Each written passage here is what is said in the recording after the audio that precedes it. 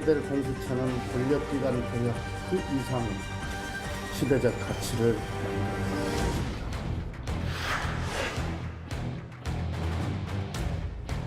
집요한 이 집권 세력들의 해책으로 이러다가 대한민국이 정말 전체주의 독재 국가가 되는 것이 아닌가 하는 위기감도 아울러 가지고 있습니다.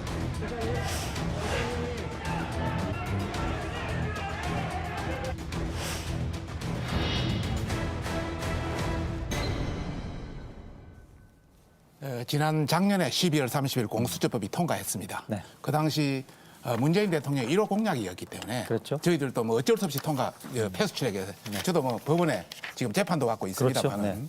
그때 청와대나 여당이 이런 약속을 했습니다. 야당한테는 비토권이 있다. 거부권이 있다. 걱정하지 마라. 중립적인 공수처가 나온다. 이렇게 했습니다. 이번에 한 달도 진행도 안 해보고 이렇게 공수처 법을 개정해 나가는 것 자체가 이제 저희들 문제가 있다 이렇게 보는 것이고요. 그 당시 개정할 때 저희들이 글자 하나도 고친 적 없습니다. 또 거부권, 뭐 비토권 있다가 약속했습니다. 그 약속 1년도 안 가서 이렇게 다 엎었습니다. 그래서 저희들은 청와대나 여당이 약속해도 소용이 없다. 법을 만들어도 소용이 없다. 바로 고치니까. 두 번째는 우리가 국회에서는 법을 개정했으면은 공수처장 후보 추천위원회를 구성했으면 그걸 넌지시 기다리고 좀 지켜야 됩니다. 초등학교 반장 선거도 한 달 걸립니다. 20일도 안 걸려서 뭐 공수처장 후보 추천회를 해산을 하고 이런 일이 있어서는 안 된다. 대통령 한마디에 12월 7일 한마디에 이번 정기국회에 통과시키라 하니까 그냥 3일 만에 군사작전 하던 통과했다. 예. 국회가 대통령 청와대 하수 어떤 여의도 출장소가 돼서는 안 된다. 저희들은 그렇게 말씀드리고 싶고. 네. 그다음에 헌법이 있으면 뭐합니까? 법률이 있으면 뭐합니까? 규정이 있으면 뭐합니까? 절차가 있으면 뭐합니까? 지금 현재도 제왕적 대통령제 막 통과시키는데 앞으로 공수처 되면은 검찰, 법원, 경찰 마음대로 주무리고 입법, 행정, 사법, 권력 상권 분립도 없습니다. 네네. 그래서 저희들이 알겠습니다. 문제가 있다고 문제 제기하는 것이고 마지막으로 하나만 더 문제 제기를 하면은 짧게요. 예. 앞으로 검찰 여러 가지 말을 하시는데 물론 검찰도 잘못한 일이 있겠죠. 그러나 극히 일부다. 그거 잡으려고 소불해서 소 죽일 수 있는 그런 여지가 되기 때문에 저희들이 그 문제를 제기하는 것이고 우선 뭐 강병원 의원님이 말씀하신 예전에 우리 96년부터 시작해서 공수처가 계속 있어 또 우리 야당에서 계속 찬성해 왔지 않느냐 이런 이야기를 하시는데 예. 그 당시 저희들이 주장했던 것은 그 특별검사제, 특검 이 특별검사제가 주의 내용이었고요. 지금 같은 공수처가 아니고 공수처, 공무원의 고위공직자를 위한 조사처입니다. 지금 공비처, 뭐 지금 공수처가 아니고요. 그 당시는 고위공직자 비리 조사처였습니다. 그리고 기소권이 주장되는 게 아닙니다. 단순히 수사 조사에 대한 권한은 좋지 기소권이 가 있는 게 아니고 지금하고는 개념이 전혀 다르다. 다시 한번 파악해 보시라는 말씀을 드리고 싶고요. 이번에 그 사실 공수처장 후보 추천위원회 해가지고 저희 뭐 4차 회의가 있었습니다. 마지막 때는 3차 회의하고 야당이 사실 상당히 성질을 내고 이래야 되는데 여당이 성질을 내고 해산하고 나가버렸어요. 그래도 국회의장이 다시 하자 이래서 양당 원내대표 플러스 국회의장이 마지막까지 한참 조율을 하고 있습니다. 예. 그리고 상당히 인물도 좁혀져 있었습니다.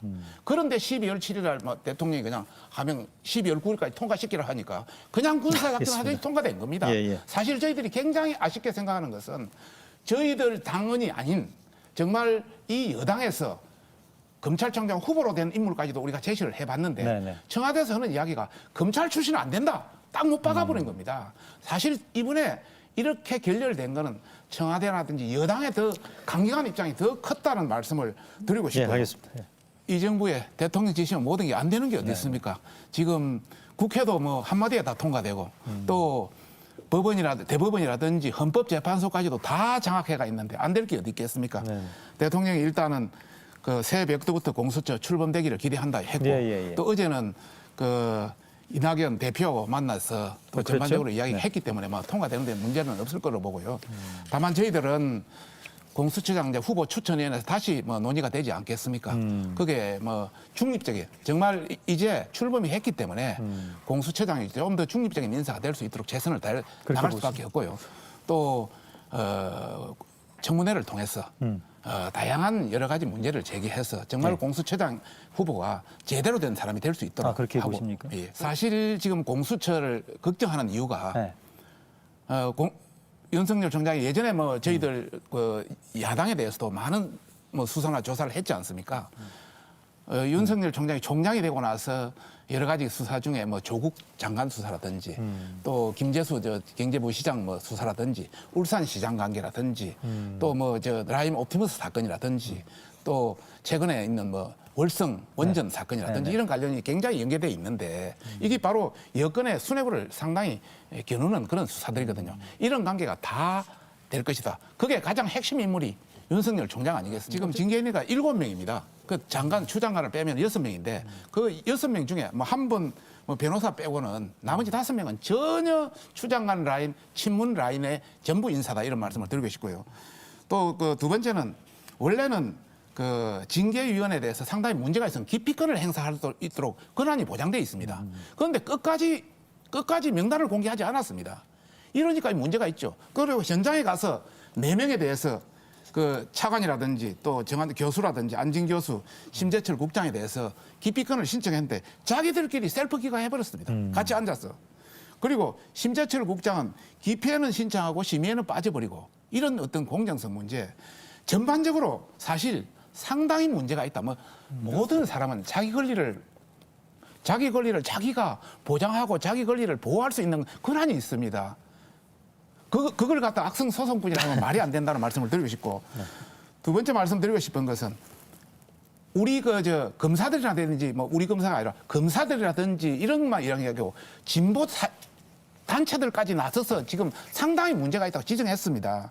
예를 들어서 뭐 검사들 중에는 고등검사장 전부, 그다음에 일반 지검장들 뭐 중앙지검장, 동부지검, 남부지검장 3명 빼고 17명 전부, 1789명 평검사 전부, 그다음에 법무부 감찰위까지도, 그다음에 서울행정법원도 효력정지 받아들였지 않습니까? 전부 법관의 80%가 아니라고 했지 않습니까?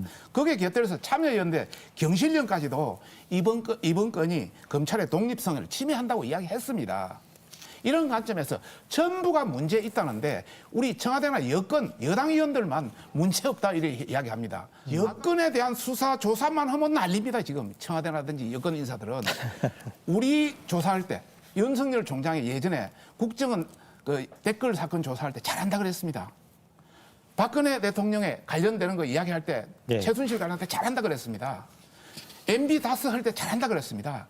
적폐 수사할 때 잘한다 그랬습니다. 그래서 검찰총장의 최고의 감이라 그랬습니다.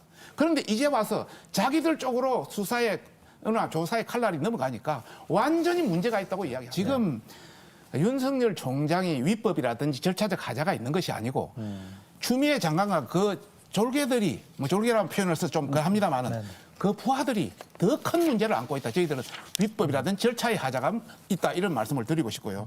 그래서 당연히 추장관은 나가야 된다 이런 말씀을 드리고 싶습니다. 그다음에 판사 불법 사찰에 대해서 이야기를 하셨는데 대검의 그 수사정보 정책관실에서 통상적으로 해오던 겁니다. 그때 보니까 뭐 그동안 좀 판사의 여러 가지 관련해서 가족관계, 세평, 개인 침해, 법관의 뭐 어떤 여러 가지 판결 뭐 이런 걸 주로 했던데 미국이라든지 일본에 가보면 그 책자로 다 판사들 그 성향들 책자로 다 발간됩니다.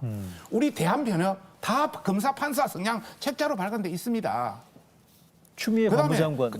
과거의 장관들, 과거의 대검 검찰총장들, 대검 수사정보정책관 다 했습니다.